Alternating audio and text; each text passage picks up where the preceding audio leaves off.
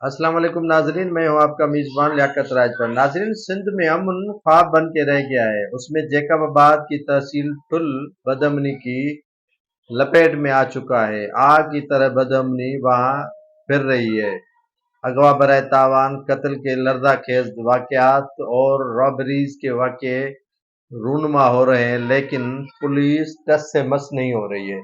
روزانہ واقع ہو رہے ہیں اور وہاں پر جو عوام ہے اپنے آپ کو غیر محفوظ سمجھ رہی ہے۔ سی سیکشن ہو یا بی سیکشن تھانہ ہو یا ایس سیکشن ہو، اس میں آئے روز وارداتیں ہو رہی ہیں، لیکن پولیس جو ہے وہ ان واقعات کو روکنے میں کوئی ایکشن کرتے ہوئے نظر نہیں آ رہی۔ پولیس کے سامنے سی سیکشن کے حدود میں یہ تحصیل ٹھل کے جو پولیس چوکی ہے علی پل، سامنے پولیس ہے اور ڈاکو جو ہے وہ ایک شہری وڈیرو گلمیر جعفری سے ٹریکٹر چھین رہے ہیں، لیکن پولیس آگے بڑھ کر ان ڈاکوؤں کا مقابلہ نہیں کر رہی ہے۔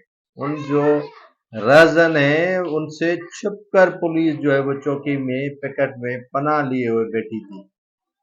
شہریوں نے ان کا گھیراؤ کیا تو وہ ٹریکٹر چھوڑ کر فرار تو ہو گئے۔ جب شہریوں نے پولیس کے اہلکاروں سے کہا کہ آپ ان کو کیوں نہیں روکتے، تو پولیس اہلکاروں کا آگے سے جواب تھا کہ ہم نے آپ کو تھوڑی کہا ہے کہ رات کے اوقات میں باہر نکلے۔ کیوں نکلتے ہیں؟ اگر باہر نکلتے ہیں تو ایسی وارداتیں ہوں گی تو پولیس ذمہ دار نہیں ہوگی۔ یہ کہنا تھا علی پل ٹھل کے پولیس پکٹ کے ان پولیس اہلکاروں کا۔ اب یہ حال ہے، یہ مورال ہے پولیس کا، تو سمجھے عوام کا پھر بھی مورال بلند ہے، عوام پھر بھی جو ہے وہ سجاگ ہے۔ عوام اپنی مدد آپ کے تحت امن و امان قائم کی ہوئی ہے، لیکن پولیس پر یہ سوال یا نشان ہے کہ آپ محافظ کس لیے ہیں، آپ حفاظت کس کی کر رہے ہیں۔